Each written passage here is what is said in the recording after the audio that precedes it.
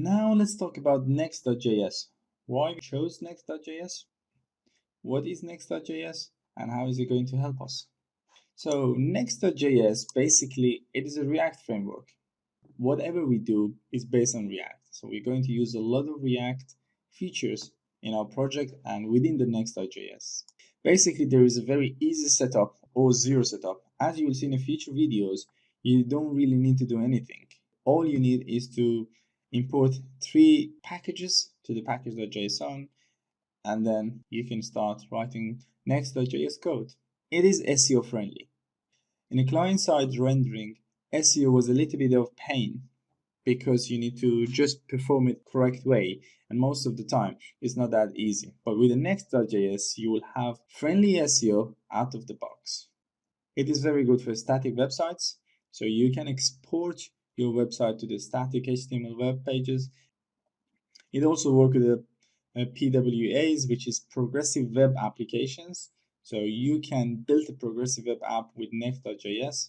Next.js will work with Electron, for example, or with TypeScript. You can use Redux, you can use GraphQL, and you can use almost all popular and trending libraries with next.js. So there is no limit. It is fully extensible. By saying that, I mean you can have a complete control over the Babel or Webpack, and also you can customize server, you can customize routing, and you can add a lot of Next plugins, which we will go through some of them over the course. With Next.js, you will have file system routing.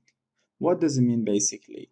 It means whatever you have in the pages, for example, if you have index.js in pages, you will have the route slash or the home page. And if you have about.js, it will give you about slash about out of the box. So you don't really write anything. Next.js will give you those routes automatic. So you don't need to do anything about those routes. It will give you everything out of the box and automatically, which routing these days is not really a pain, but still is nice to have it without any configuration. Automatic code splitting. Every import you declare gets bundled and served with each page. That means page never load unnecessary codes. And then we have server-side rendering. It means with next.js, every component inside pages gets server-side rendering automatically, and the script inlined and styled scoped, so you don't need to do any of those things. Next.js will take care of it for us. And it gives us a static exporting, which is very good as well if we have static pages. Also, it will give us a custom server, in this case, for example, with the Express. We will see this one within our example. We are going to use Express for the custom servers. We have prefetching.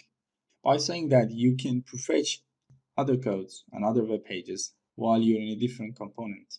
And then you can use parameterized routing, which you will see it in our code and in our project. We are going to use this technique as well.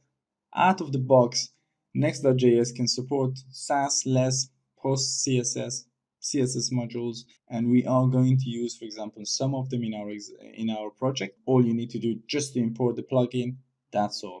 And there are many more benefits and features when you use next.js. It is very rich and it's popular, and there are a lot of features we can use with the next.js, which we're going through a lot of them through the course. Something very important about next.js is get initial props. You can run it in a server if you have a server-side rendering. It can also run in a client if we are asking for the component through the client side. It is a sync function. Basically, return a promise means you can have asynchronous operations. It's very good for fetching data or retrieving data from anywhere, basically, because it's asynchronous. It will wait and it will give us all the data and then continue for the rest of the page. I think that's all for the next.js. Let's just dive in and write some code.